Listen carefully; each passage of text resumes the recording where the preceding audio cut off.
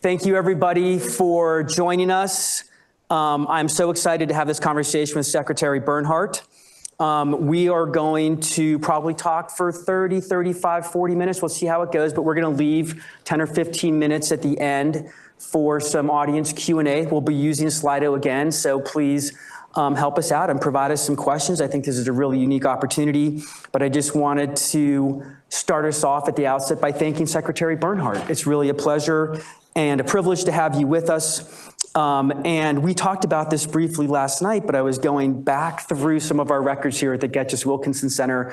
We had a conference in 2010 right here in this room to talk about the 40th anniversary of the Public Lands Law Review Commission report. And so really interesting conference. I was going back through those files and lo and behold, what do I see? Secretary Bernhardt had appeared at that conference and talked about the minerals chapter in the original Public Lands Review Commission report. So welcome back to Colorado Law School. Thank you very much. Thanks for having me. I'm excited to be here. I look forward to our discussion today. Yeah, so Secretary Bernhardt was the 53rd Secretary of the Interior, serving from 2019 to 2021. Of course, led the agency responsible for more than 20% of the nation's lands. Also served as a solicitor of the Department of the Interior from 2006 to 2009. Hails from Rifle, Colorado, so we'll talk a little bit about his background here in Colorado. Graduated from honors from the George Washington University in 1994. So again, welcome. So Secretary Bernhardt, the symposium is focused on federal public lands and really the role they play for people across the West. That big picture is public lands in public hands and these questions about retention of federal public lands and federal ownership, but there's of course a launching off point for lots of other issues that people care about.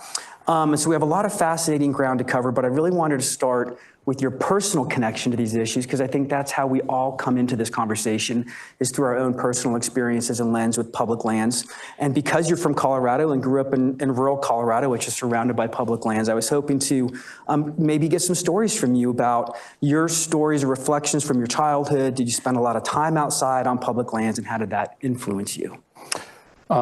Sure, I'm happy to talk about that. First off, how many of you even know where Rifle, Colorado is? That almost never happens, you know. John even raised his hand, right? You're among friends. So for those few of you that don't know, Rifle is a very small, it's actually not that small anymore, but when I was growing up, it was pretty small, rural community. And it is largely surrounded by BLM lands, and then the adjoining areas are White River National Forest lands, a little beyond. The pretty parts of Garfield County are definitely the White River National Forest lands. It also has some unusual claims to fame. It was the home of the world's largest oil shale boom and bust in 1982, and I got to live through that experience. And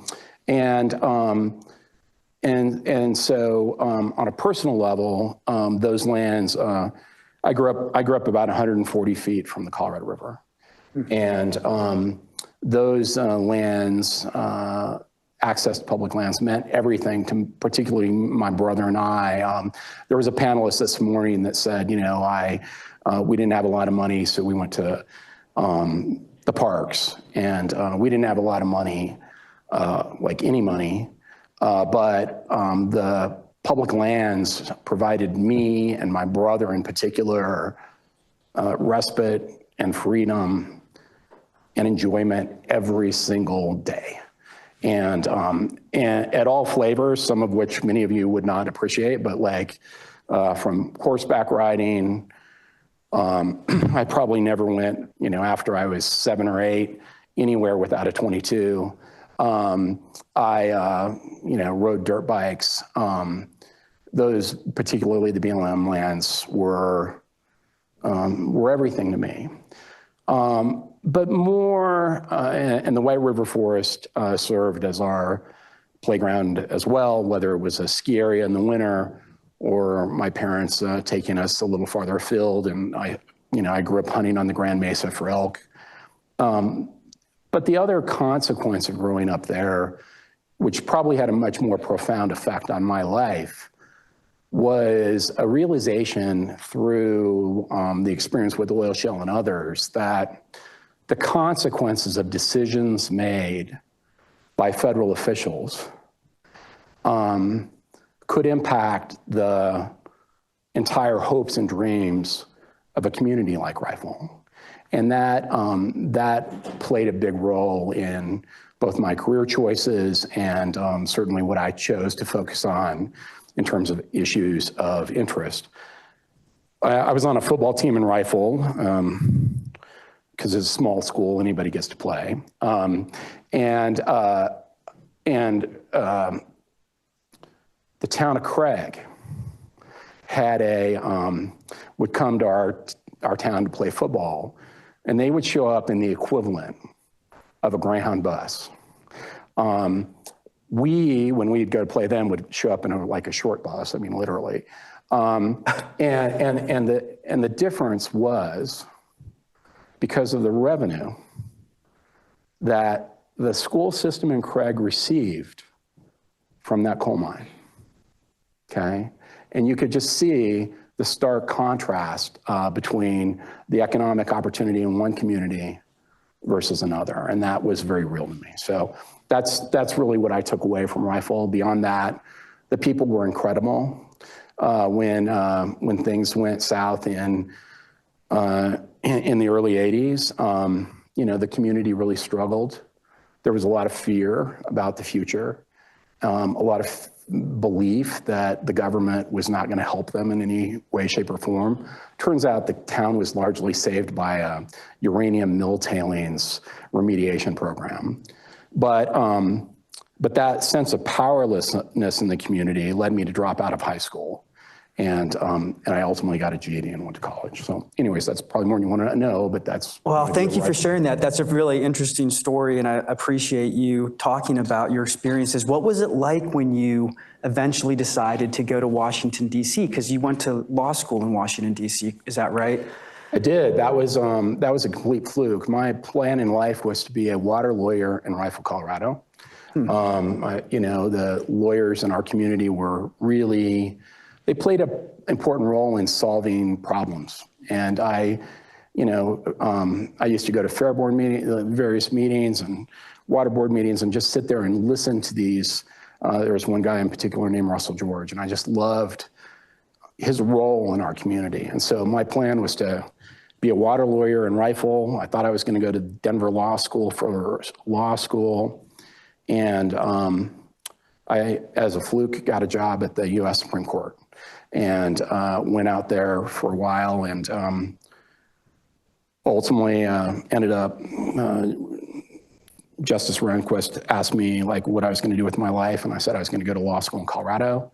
And he said, well, that's great, but you might want to think about living somewhere for a little while besides Colorado. And so he kind of nudged me to think broader, and I ended up getting a scholarship to GW and went there. So that was pretty much the thought I put into it. What was that transition like? I mean, when you got from rural Colorado, I guess you'd already been a little bit, spent some time in DC, but then you go to George Washington. What was the contrast like between what your experiences were as a kid growing up in Rifle and Washington, D.C.? Did you feel connected? Did you feel like, your experiences weren't reflected? What was that like? I think anyone that goes to, this is a beautiful law school. So, for me personally, law school seemed like a lot of work, particularly at first semester. And I had pretty much slided through college without having to work too hard in school. I worked to pay my tuition. Spent a lot more time doing that in college. So it was a lot of work. But here's the thing about Washington, D.C. I personally think if you're going to go to law school somewhere, it's very hard to not be inspired in Washington, D.C. If you get frustrated, you ride your bike down to the Jefferson Memorial and you're like, okay, so it was a great place to go to law school. It turned out that in the summer, this is more you want to know too, but in the summer of my first year, I really wanted to come home and fly fish. So I convinced a little law firm in Rifle to take me back as a 1L to serve as a clerk. I think they probably were going to pay me $5 an hour. And I came back to Rifle and, I was clerking in their office for a few days, and one of them decided to run for state legislature. And he's like, what we'd really like to do is have you go be my campaign manager, which was a nice way of saying, put up a bunch of yard signs in Craig and Meeker. And so he gave me a pickup truck and I did that. And a buddy of his was running for Congress. So after throwing the yard signs up, the buddy said, hey, would you drive me around the 3rd Congressional District? So I did that. And the guy got elected. And when he got elected to Congress, I was like the only person he knew in DC. So he called me up and he's like, I know you're in law school, but can you come over and work for me? And so I ended up working in the House of Representatives for a few years after that, and got to work on natural resource issues for the western slope of Colorado. So that was great. So that was my next step. And then how did you eventually transition into public service with the Department of the Interior? I'm curious about that. Absolutely no planning. I went and worked at a law firm called Brownstein Hyatt. At the time, it was a pretty small law firm here in here in Denver.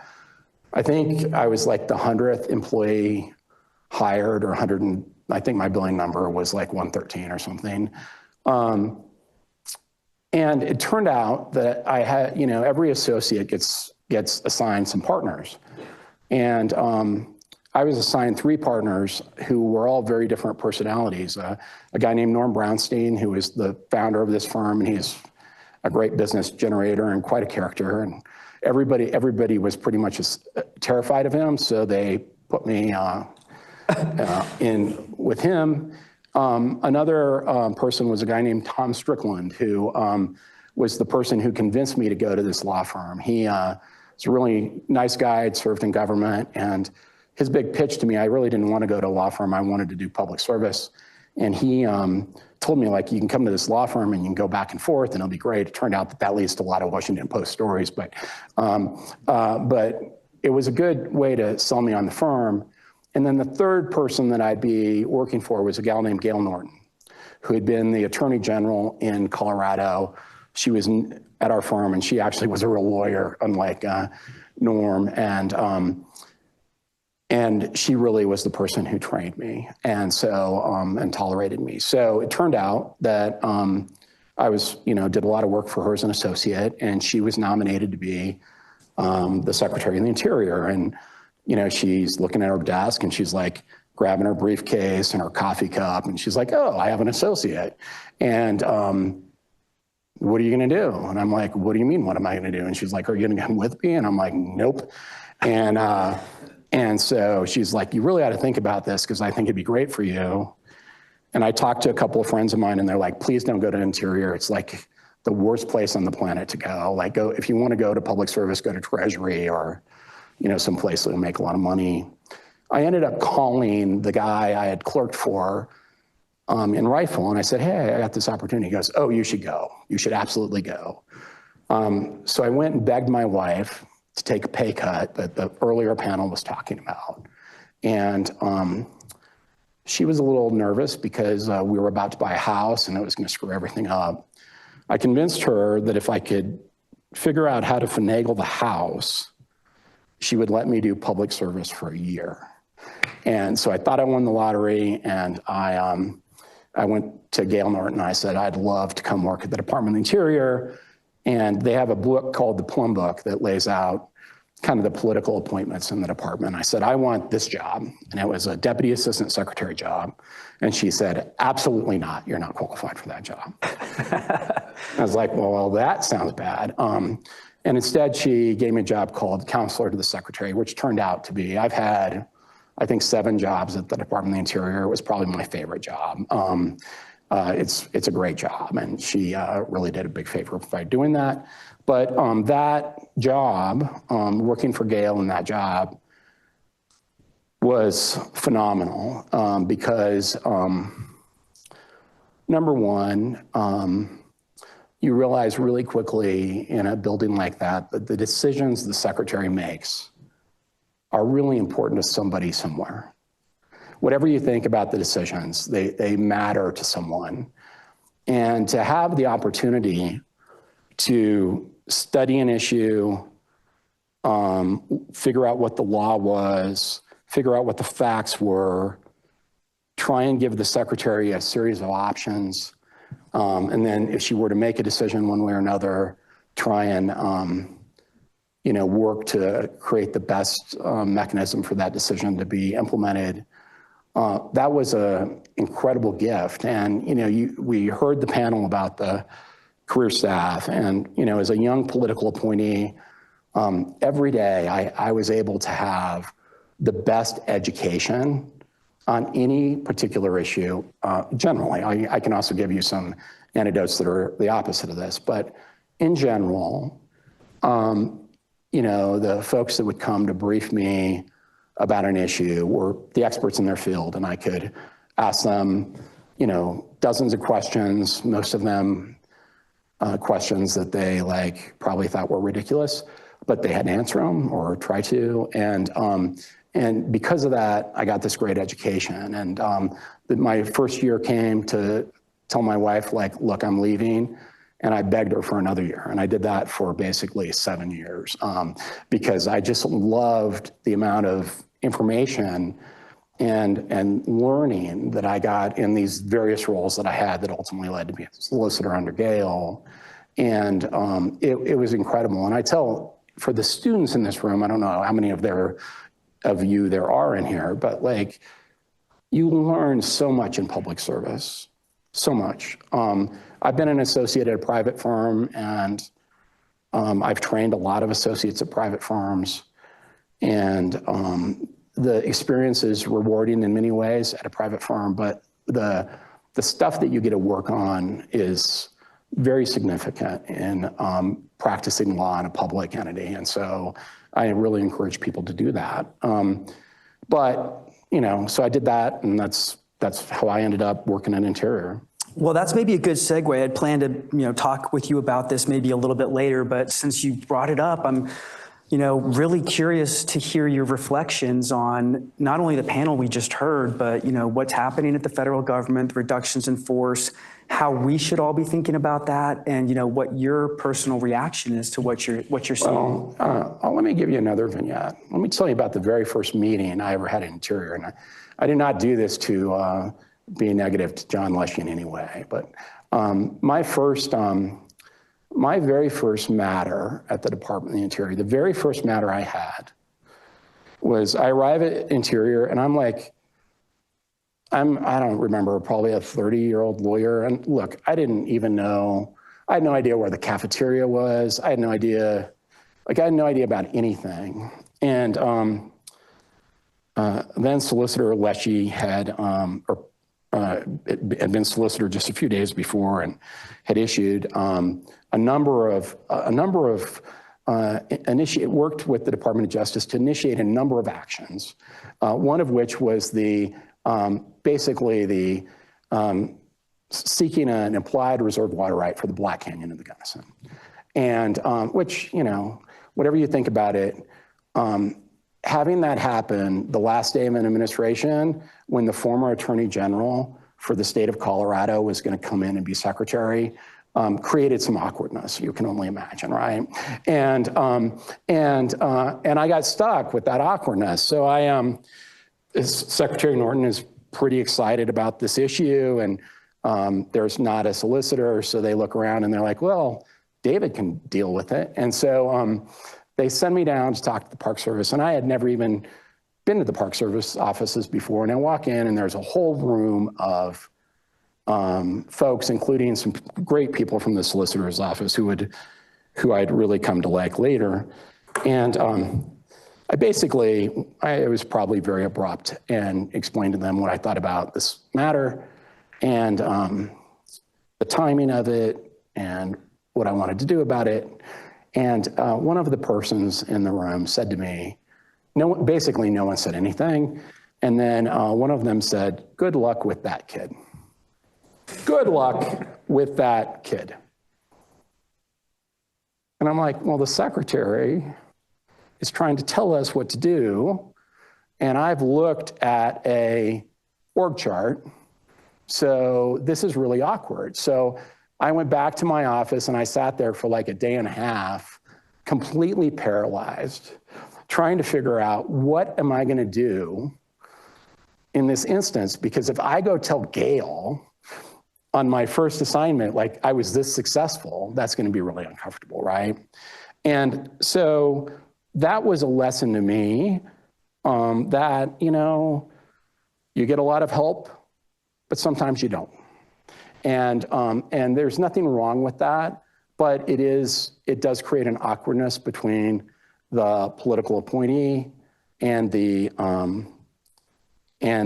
agency. And they felt very strongly about their position, and ultimately that case was resolved 8 years later with a ton of effort, and I think it ended up in a good result, so that's great. But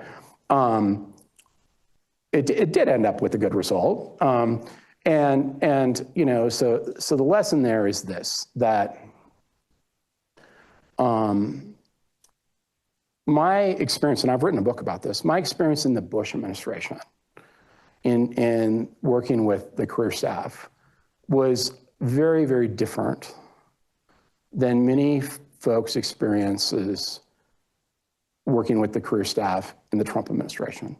Now, I didn't have a lot of bad experiences in the Trump administration because I was a known commodity at the Department of the Interior when I went back. And people can have views about how things worked with me, but like at the end of the day, people knew, I knew the processes, I knew the law, I knew the facts, and more importantly, I knew who to call to get an answer if I really needed it. And so, but I've been involved in a number of projects that have highlighted activities that were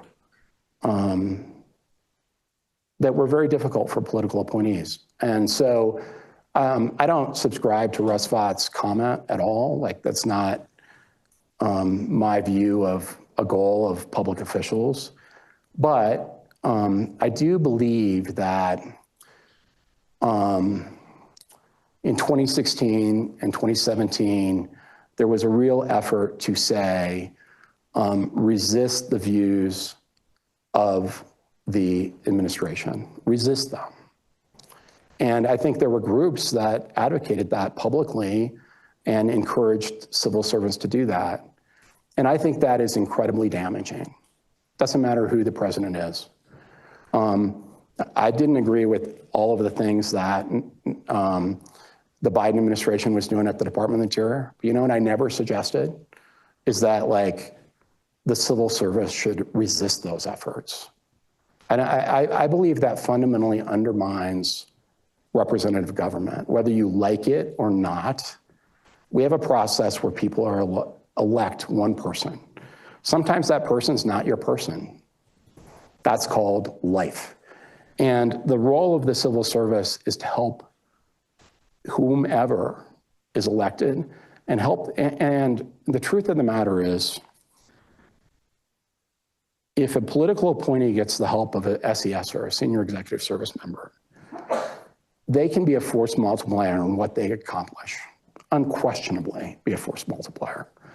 But you know, undermining that is not at all good for our system. So I do think there, at one level, there is, you know, a recognition that occurred, and you don't have to agree with it.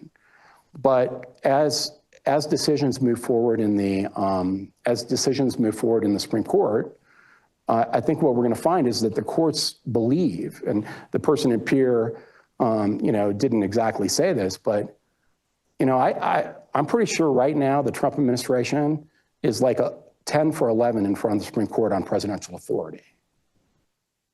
And am I wrong about that, sir? You shook your head no. I'm pretty sure it's 10 to 11. I mean, maybe it's 9 to 11, but it's pretty close. And the reason that is because these ambiguities that people talk about aren't that ambiguous. They just haven't been pushed. And so we're going to see some of that. And I do think it will change.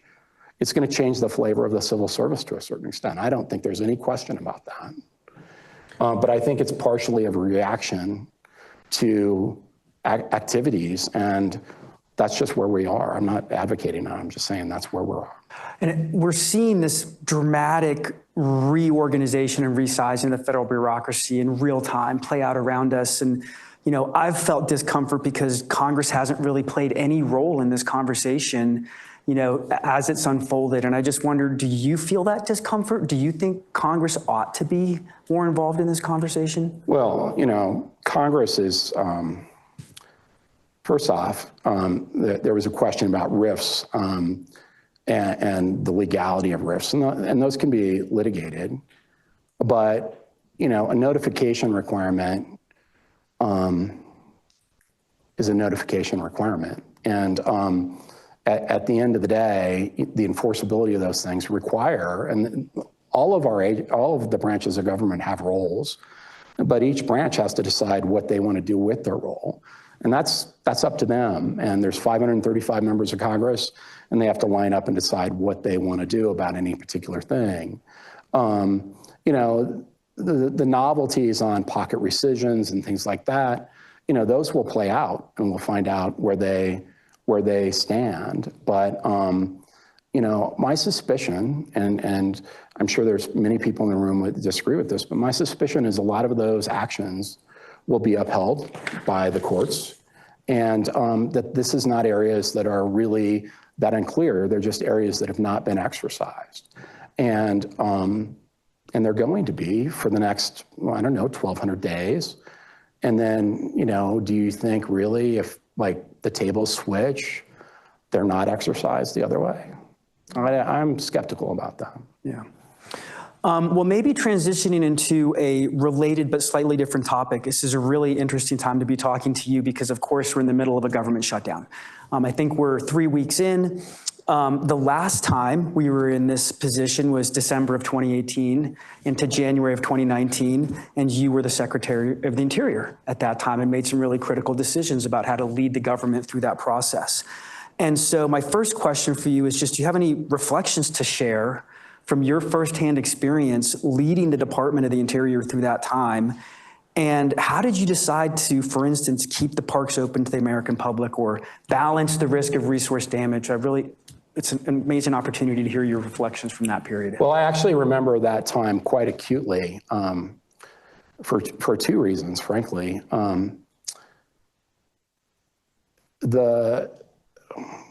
The government shutdown, I think it started in December of 18 and then flowed into, December of 18 and then flowed into 19, was also the same moment that I worked for 3 different secretaries, Gail Norton, Dirk Kempthorne, and then Ryan Zinke. And it was actually the moment in time where Ryan Zinke was leaving and I was finding out that I was gonna run the Department of the Interior. And I actually, I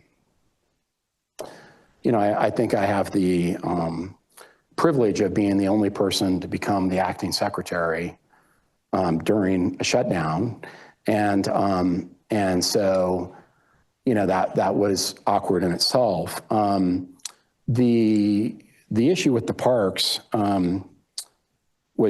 is perhaps an interesting reflection on actions and reactions. I think there was a shutdown in 2013, and in that shutdown, the director of the Park Service was very aggressive at basically saying areas were closed because of the shutdown. And give you an example, the World War II Memorial is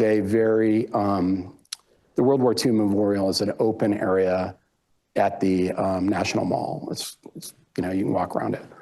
And then Park Service director decided that he would fence that area closed during the shutdown to make it inaccessible. And I don't really know any of the facts about this other than what I heard from Ryan Zinke. And when that happened, that was a great affront to Ryan Zinke, who was a former Navy SEAL and thought that that had been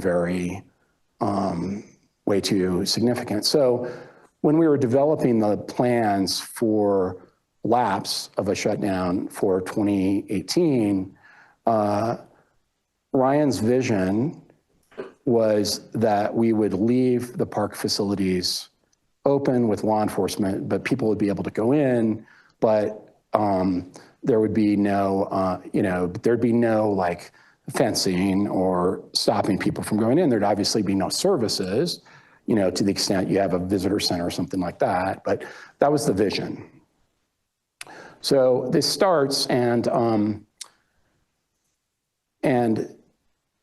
I realize, a ways in, maybe 2 weeks in, that there were a number of problems, and probably some of the groups that you represent were highlighting some of those problems. But what I ultimately decided to do is trash on the mall was a problem, on the National Mall. So I took a dually pickup myself and went down and started picking up trash, and was really recognizing the stress that the facility staff were under. They, a lot of them make $18 an hour, and 2 weeks into the shutdown, they were stressed. And obviously I realized I couldn't pick up all the trash for very long. And so while I was picking up the trash at the National Mall, when I was in the Bush administration, I'd been involved in Lynn Scarlett, who was the deputy secretary, had an effort to rewrite FLURIA.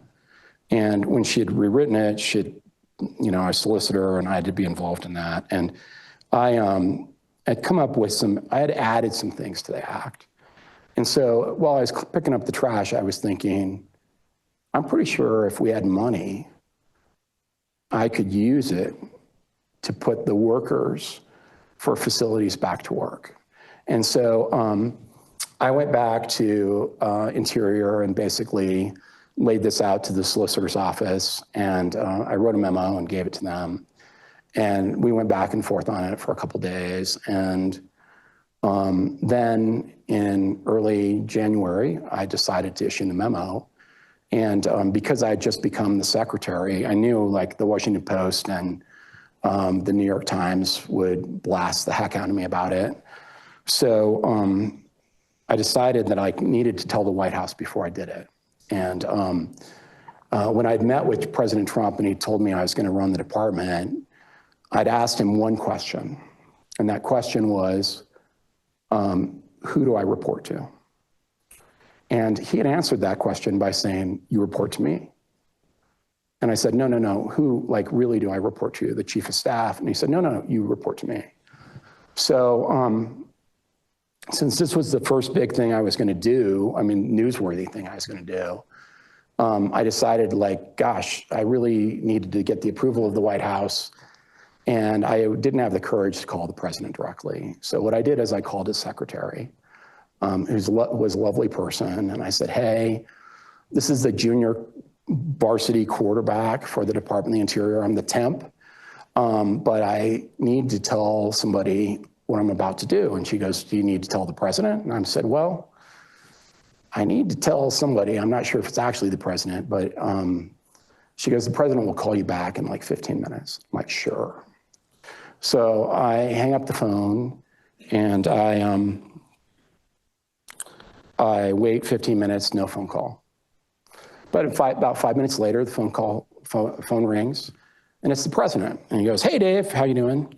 And how's Interior? And I'm like, it's great, sort of, but I have a big problem, and I want to tell you what I'm doing. I've decided this, and I'm doing it. And he's like, okay, what is it? And I said, look, I'm going to use these recreation fees to open the parks, and it's going to be controversial.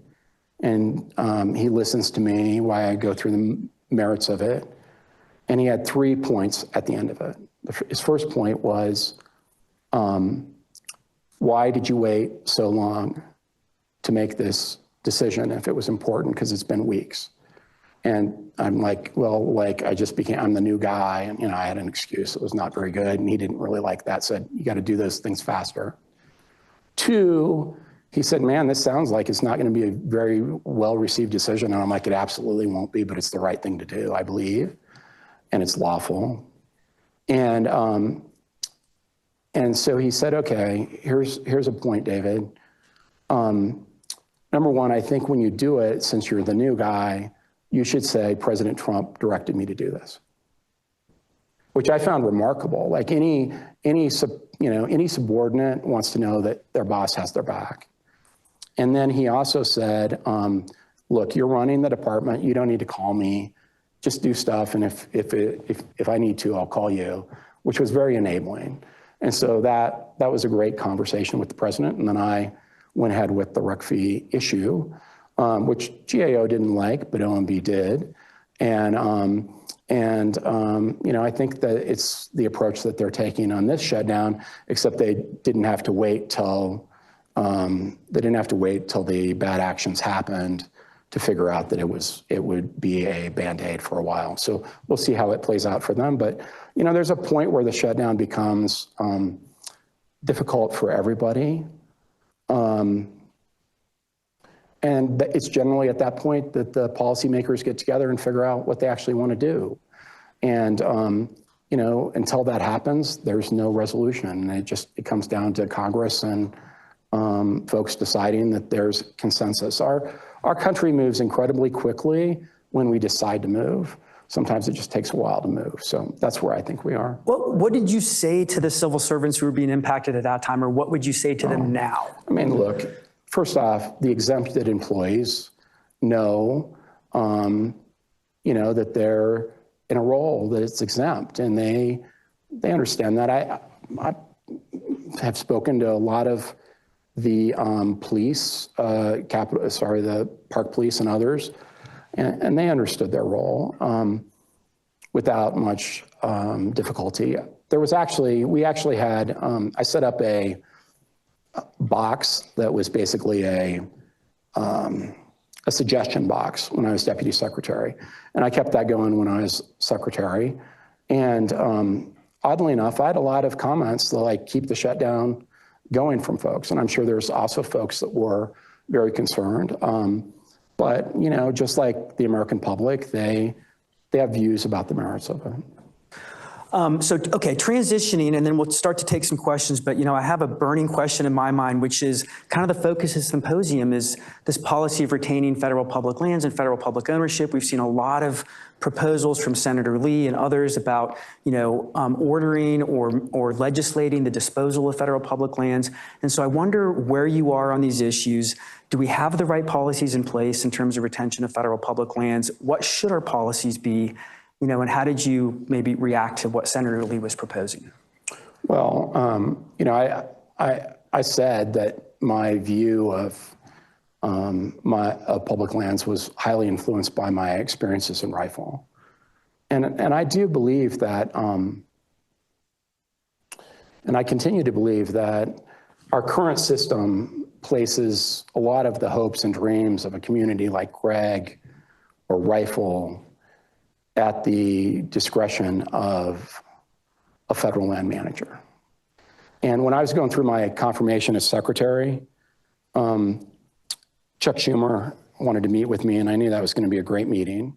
And he needed to give a speech, and he met with me, and he basically said, you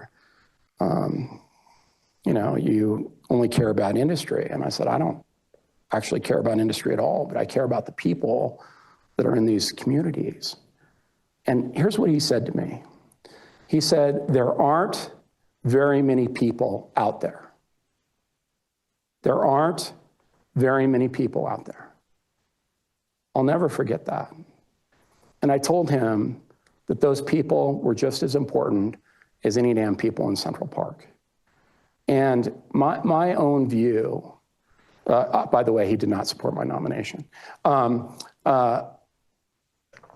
My view has been and continues to be that these lands are vitally important for our solace, for our recreation, for all of these things.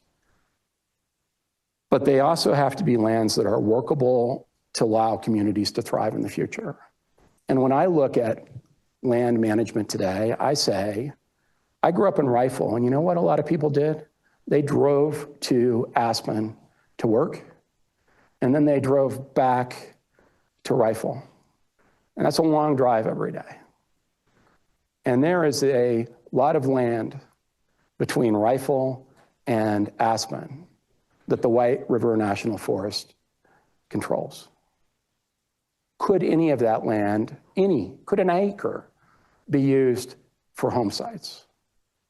You know, Leopold, nobody really wants to talk about Leopold, but Leopold said that one of the highest uses of land was for home sites. And I'm not advocating large swaths of land, but I do think we have to ask ourselves, as our country grows, what are the best utilization of these lands? And are they optimized today or tomorrow? And I don't believe a particular acreage is sacrosanct. I mean, I don't know if many of you even know where Weld County is, but Weld County at one time was largely public land. And my mother's family came over here from the Ukraine, and basically Great Western Sugar Company went over to Ukraine and to areas in Russia and recruited sugar beet farmers to come to the United States and said, we'll give you land. And what they are really doing is allowing them to take advantage of the Homestead Act. And those people that came over, you know, created farms and built wealth for themselves and their family. And at least in my mother's situation, her family has farms that have been in their family for like 100 years. And so I do think there's a societal benefit to thinking about these things. I'm not saying they should be done, but I do think it's important to have conversations about what are the best uses of that. It's for 535 members of Congress to decide. I'm all for Congress thinking about how to do things better. Nevada has SUA. I guess you guys talked about that yesterday. But are there ways to optimize these activities? And I say yes. Somebody today mentioned that the parks were for sale, or that there were proposals. And whoever said that, I would like them to send me a specific proposal on selling the parks, because I have not, like, I know that that's not what Mike Lee's proposal said. It may have, some other buddy might have it, but I doubt it. Like, I can't imagine that idea is floating around publicly. Your predecessor, Ryan Zinke, was one of the people in Congress who stood up and said, no, this isn't what's right. And so how did you react to that when you saw that? Well, Ryan's a great member of Congress, and I love him. So, I mean, you know, at the end of the day, everybody is entitled to their opinion. To be fair, the Trump administration's policy in 2016 was largely, we're not interested in land sales. And we kept that, or at least as a general matter. In the president's 2024 campaign, he talks about a couple of ideas that I do think merit consideration. Nobody really talks about them, but like the notion of freedom cities. Has anybody thought about whether those are a good or bad idea?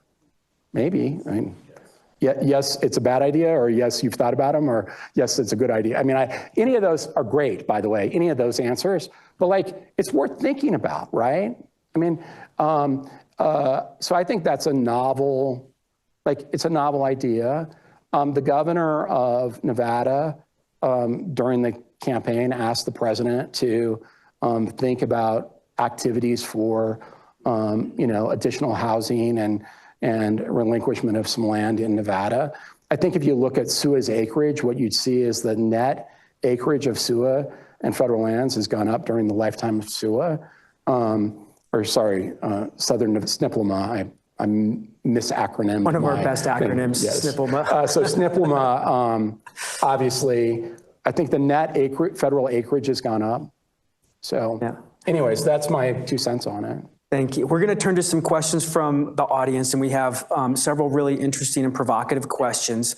And I'm going to start with maybe one of the more provocative questions, but you know, we heard a really interesting presentation yesterday morning at the very outset about how the Park Service had been kind of sanitizing the communications or pulling back some of the interpretive content. And so the question here really relates to that, and is what is your opinions of the administration removing racial history from the communications materials from the national parks and monuments, especially since you took the step of helping to memorialize the Springfield race riot when you were leading the department? Well, I'm not familiar with that particular edict. I can talk about one that I know, which was, I I know Secretary Zinke was very interested in eliminating the word climate change from everything related to the National Park Service. And so we went through an exercise to do that.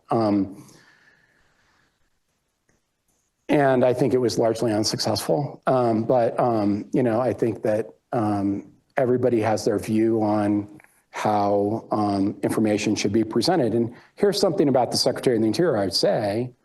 And I told you earlier that I took over during a shutdown. I was actually ordered to become the secretary at noon on a particular day so that I could attend a cabinet meeting, because I apparently had to be the person at the cabinet meeting. And my family and I were not planning on being in town. And so I came back to do this cabinet meeting. So I walked in the door as deputy secretary at Interior. I went over, did this cabinet meeting, and then came back as acting secretary, I guess. And I went into my deputy secretary office, which is, on the sixth floor of Interior. And I'm sitting there doing my work, and I look out, and the security detail is all standing outside my door. And of course, we're shut down, so there's like no one even around. And they're very awkward in this door, because they're like in the secretary's office, they have a place to go sit. But I got 3 of them standing in front of my door. And I go out and say, "What are you guys doing?" And they say, "Well, we're here to protect you from the imaginary invaders." And I say, "Well, why don't you go sit in your office?" And they're like, "'Cause you're not down there." I'm like, "Oh, okay, let me think about that." So I was like, okay, well, if I'm gonna be the acting secretary, before I walk down there, and I'm never gonna sit in the secretary's office unless I get confirmed, but I'll figure out what I'm gonna do. But I know with the shutdown, I'm not gonna have a computer for 3 weeks. So I decided I wanted to print out one document before I walked down there. And it was, there's a statutory provision that lays out the duties of the secretary. And I printed it just because I wanted to think through myself, like what I had just gotten myself into. And I go down there, and it lays out the following: that the secretary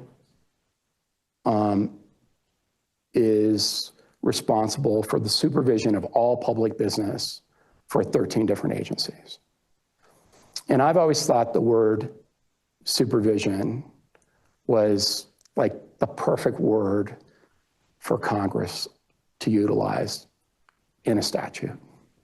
Because supervision is an active word. It's not passive. And it also says the buck stops with you, that you're accountable. And so my view on these things is the law gives the authority to the secretary to supervise all activities, including the activities of the National Park Service. And however they want to supervise them, it's not a passive activity. And so, but they are also accountable. David Bernhardt made mistakes, and people can call out David Bernhardt's mistakes, and that comes with the territory. I don't get to blame anybody, I get to accept them. And that's the job. So that's my perspective on that particular matter. Thank you, and that's an interesting segue to the next question. And one of the reasons that I think your experiences are so unique is because you serve both as the solicitor and the secretary, and I think maybe you're the only person that's ever had both roles. And so, one of the questions that folks I think are interested in is if a person is working as a government lawyer and believes that the client agency or the decision maker is proposing something that you believe is contrary to law or illegal, like what should the lawyer do in that circumstance, or how would you think about that? Well, that's a great question. I guess first off, in terms of being the only person to serve as secretary and solicitor, I got to serve as deputy too, but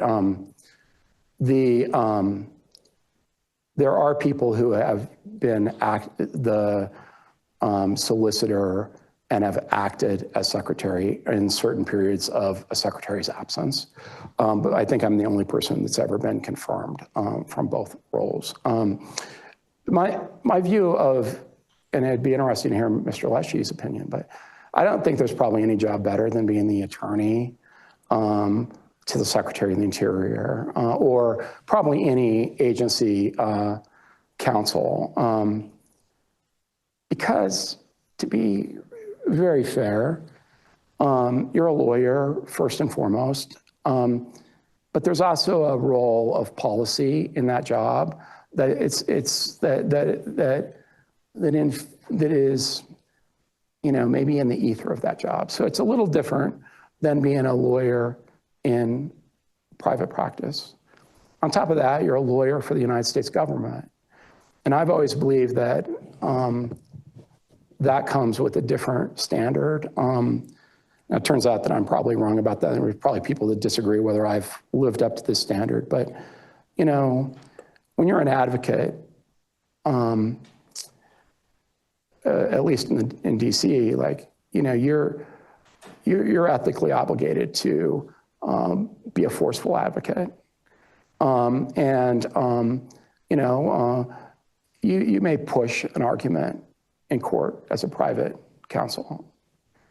I think a government lawyer is held to a different standard. The government lawyer needs to be in a position that they're going to win, okay? Or at least believe that they're going to win. When you go talk to your client as the solicitor, clients can really differ. I had Gail Norton as my first client as solicitor, and she was a lawyer. And so she had real views. We had this litigation that really was started in the Clinton administration related to Indian trust that was very difficult. And she was terrified that she was going to be held in contempt in this case. And ultimately she was, by the way. She just did not want that to happen. When I first briefed Dirk Kempthorne on this case, he's like, you mean I could be held in contempt? Would they put me in jail? Like, how awesome, what a spectacle that would be. Like, it was a completely different reaction, right? Like, let's do it. But your question was like, you know, the job of the lawyer is to give, in my opinion, to give the secretary his options and lay out the risk for him. And so let's say the options are A, B, and C. And I've had instances where like they don't like that option, any of the A, B, and C. And so they say, go find another option. And like you do that for like 3 days and you come back and say, yep, B, C, A, like get a pick, C, you know. And Kempthorne, he got really frustrated with me. And at one point I said to him, look, I have 3 options for you. And I'm pretty damn good at my job. Like I know you might not feel that way, but like I'm pretty good at my job. And like if I had a 4th option, I probably would have brought it in by now. Like, you know, and so just pick one and I'll make it work. But the truth of the matter is, my view is that the client gets to assess the risk and decide what they want to do when they're secretary. That's a very different action than if the secretary directs you to take an action that you believe is illegal. In that case, I believe you have 2 choices. I mean, actually, you really have 1 choice. You have a choice to like really think through your decision. But the real choice is you have the choice to resign. And no one, let alone a lawyer, should take an action that they believe is illegal. And that's my view. I mean, I've always felt very comfortable in working for people because I'm like, they're not going to ask me to do something like that. And to the extent they do, like, it's pretty easy for me to say I'm out of here. So that's been my standard. Thanks for sharing that. Okay, one last question, and this is going to touch on something that just I think is in the media cycle right now, but a lot of folks are concerned about, and that's ANWR. And ANWR continues to be a hot topic.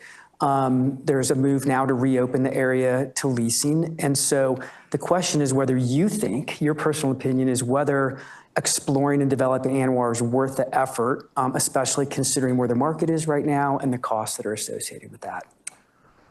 Well, I have a long history with the Arctic National Wildlife Refuge. When Gail Norton interviewed to be Secretary of the Interior, before she interviewed, she came and asked me, you know, I'm her associate. She asked me like it would matter what I said, whether George W. Bush he had, I think, proposed in his campaign that he would open ANWR. And she's like, will we get it open? And I'm like, nope. And she's like, I'm not going to say that in the interview. And I'm like, okay. She got the job. And when I became her counselor, one of the first things she said is like, okay, Ann Clee really has ANWR, but I want you to like deal with it in Congress. And I'm like, this is hopeless, but okay. And then I come back as deputy secretary, and like, we're going to do ANWR again, and we get it through Congress. And then I remember going to Ryan, and like, I don't know how excited he was about ANWR, but I do know when I said, hey, we got it, he's like, a study, right? And I'm like, oh no, we didn't get a study. We have a lease sale. And he's like, oh. So, you know, we did a lease sale at the end of the last administration. The BLM decided to cancel the leases. The court said that was illegal. I think Burgum reissued the leases yesterday, or maybe he's going to. I don't follow it that closely. Yesterday, is that? So now the leases are back in place. They announced that they're going to have another lease sale. My view of it is like Congress has mandated those sales, so they're going to do something or they'll litigate it. But whether it's worth it, you know, the market decides those questions, and I think that, you know, there's obviously even the last administration supported the development of the NPRA, which I always personally thought, well, it doesn't really matter what I thought personally. But the truth of the matter is, like, there's significant wildlife value. If you believe there are significant wildlife values in the 1.5 million acres that equal the coastal plain of ANWR, there's also significant wildlife values at Lake Techapook. And so, you know, my view is that they'll have a lease sale and maybe it'll get developed or maybe it won't. You know, if the country needs the energy, it will be developed. Okay. Well, Right. That's all the time we have. Please join me in thanking the Secretary. Thank you very much. Thank you. That was awesome.